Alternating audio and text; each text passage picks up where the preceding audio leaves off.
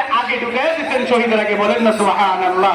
তার মানে বুঝাইতে চায়, সমস্ত মুহাদ্দিসিনে কেরাম এই হাদিসের ব্যাখ্যা করতে গিয়ে বলেছিলেন এখানে লম্বা উমর, লম্বা বয়স এটা বরকত, এটা আল্লাহর পক্ষ থেকে একটা নিয়ামত, যে এই সময়কে কাজে লাগাইবে, লম্বা সময় পাইলে যে জান্নাতে চলে যাবে এমন তারা উদ্দেশ্য হলো। আল্লাহ বলেছিলেন 4 কাজ করতে হবে।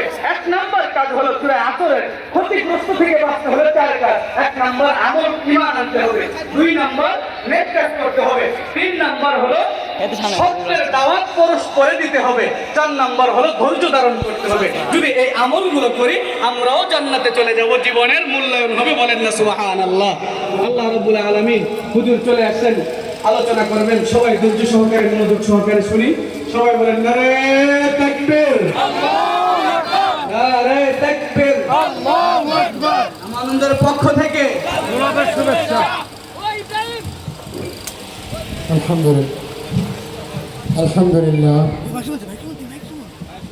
অত্যন্ত গুরুত্বপূর্ণ আলোচনা করলেন বড় ভাই মুফতি বিন আওলাদ।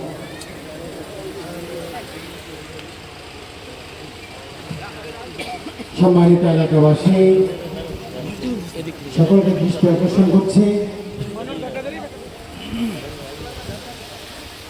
যুবক ভাইদেরকে দৃষ্টি আকর্ষণ করছি, স্বেচ্ছাসেবক যারা আছেন, ভলান্টিয়ার ভাইরা, এখনো যারা দেশে ঘোরাফেরা করছে,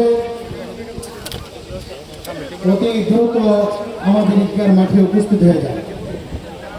এখন আমাদের সামনে